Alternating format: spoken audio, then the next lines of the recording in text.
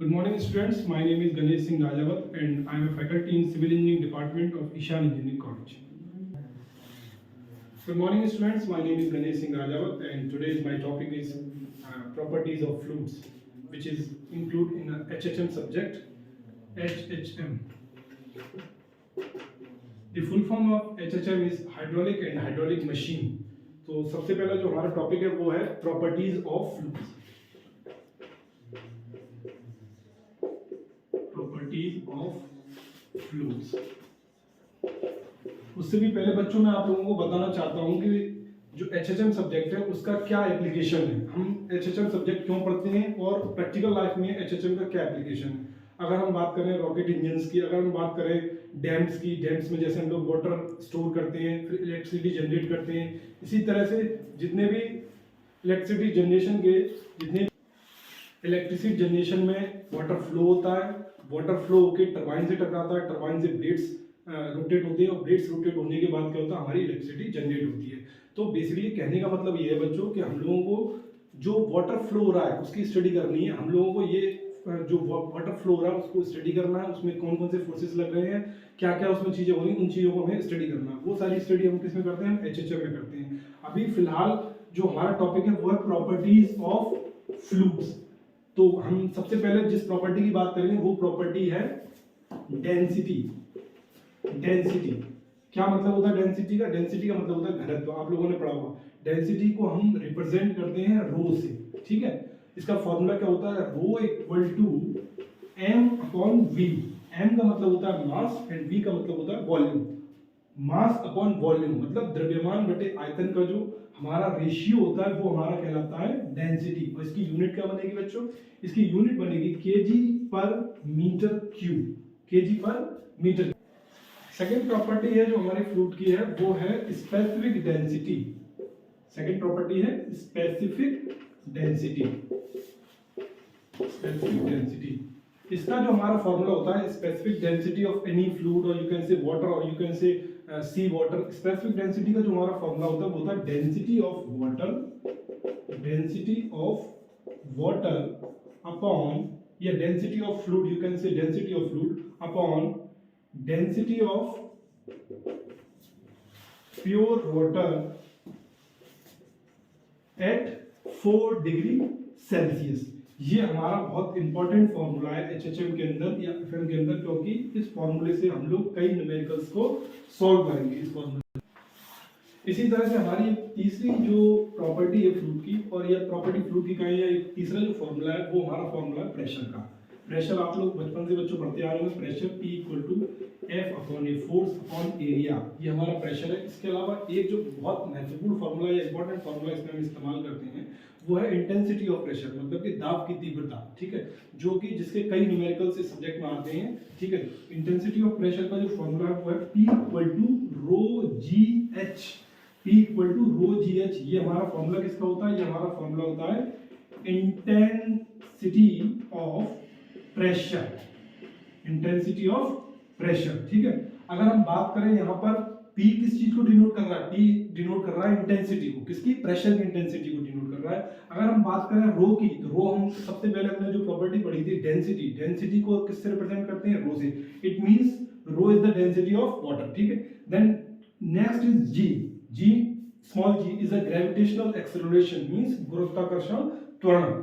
इसकी जो वैल्यू है वो आप लोगों को पता ही होगी 9.81. बचपन से हम लोग पढ़ते आ रहे हैं. इसके अलावा जो h है वो हमारी डेप्थ को रिप्रेजेंट कर रहा है. डेप्थ को, किसकी डेप्थ को? जो भी वाटर है, फ्लूइड है, उसकी डेप्थ को हमारा h रिप्रेजेंट कर रहा है. इस तरह से ये एक फॉर्मूला तैयार हुआ हमारा P equal to rho g. Dear student, जैसे कि हमने अभी इससे पहले पढ़ा था कि प्रॉपर्टीज ऑफ फ्लूइड, हमने बात की थी डेंसिटी की, हमने बात की थी स्पेसिफिक ग्रेविटी की, हमने बात की थी प्रेशर, इंटेंसिटी और प्रेशर की. इन तीनों चीजों का प्रयोग हम इस न्यूमेरिकल में करेंगे. इस सवाल में इन तीनों चीजों को लेकर जो है हम फॉर्मूले इस्तेमाल करेंगे और हम intensity of pressure find out करेंगे. तो हम देखते हैं न्यूमेरिकल हमारा न्यूमेरिकल हमसे क्या कह रहा है. हमारा सवाल कह रहा है find out the intensity of pressure at 1000 meter depth at bottom of sea and specific gravity of sea is 1.025. तो सवाल जो हमसे कह रहा है कि हमें intensity of pressure find out करना है, मतलब कि हमें दाब तीव्रता फाइंड आउट करनी है. कहां फाइंड आउट करनी है? हमें फाइंड आउट करनी है bottom of sea. It means हमें फाइंड आउट करनी है समुद्र की तली पर दाब तीव्रता। ठीक है, तो बेटा किसी भी सवाल को करने का जो होता है, हमारे पास कई मेथड्स होते हैं, लेकिन मैं जिस मेथड को अडॉप्ट करता हूं वो मेथड मुझसे क्या कहता है कि सबसे पहले हम लोगों को न्यूमेरिकल में क्या क्या गिवन है उस चीज को ध्यान में रखना चाहिए। न्यूमेरिकल में क्या क्या वैल्यूज हमें गिवन है, सबसे पहले हम वो देखेंगे। उसके बाद हम देखेंगे कि हमसे वो निकलवा क्या रहा, क्या फाइंड आउट करा रहा, उसको देखेंगे। देन भी हम देखेंगे किस मेथडोलॉजी से हम जो है सवाल सॉल्व कर सकते हैं। तो सबसे पहले हम लोग देखते हैं कि हमें न्यूमेरिकल में कौन कौन सा डाटा गिवन है।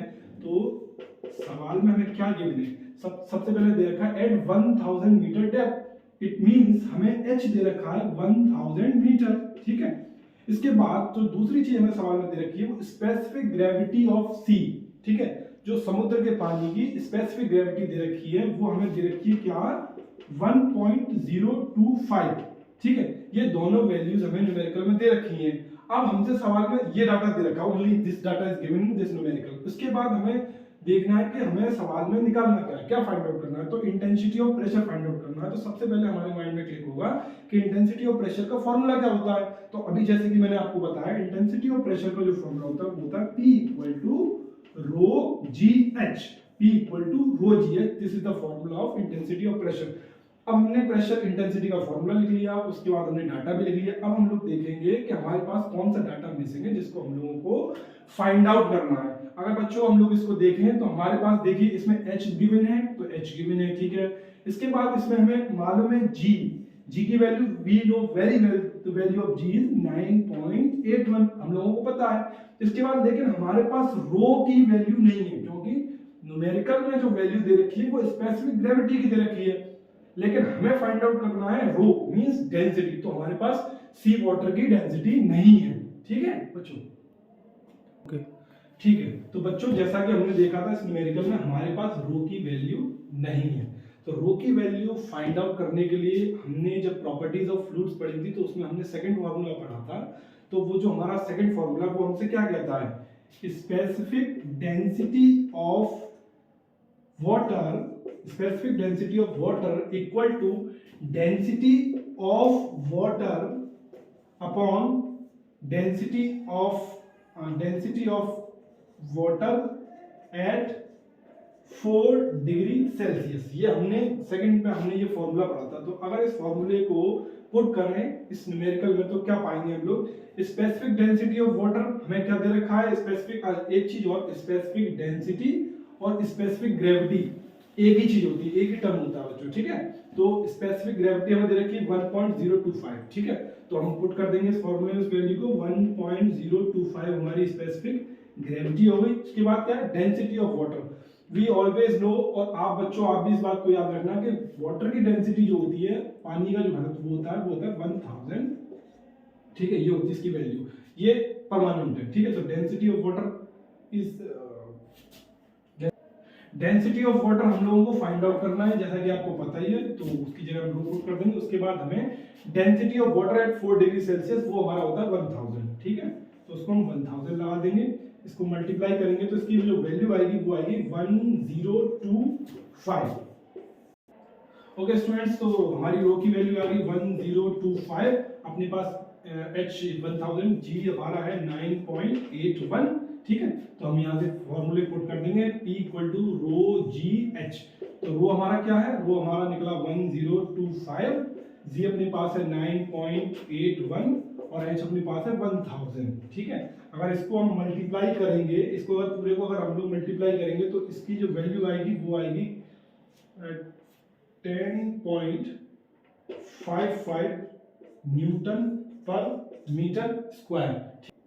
ठीक है, तो स्टूडेंट्स, तो जो हम लोग फाइंड आउट करना चाहते थे इंटेंसिटी ऑफ प्रेशर, वो हमारी इंटेंसिटी ऑफ प्रेशर आ गया। तो इस तरह से हमने इस न्यूमेरिकल में तीनों चीजों का यूज किया, जो हमने प्रॉपर्टीज ऑफ फ्लूइड पढ़ी थी उन सब का यूज किया।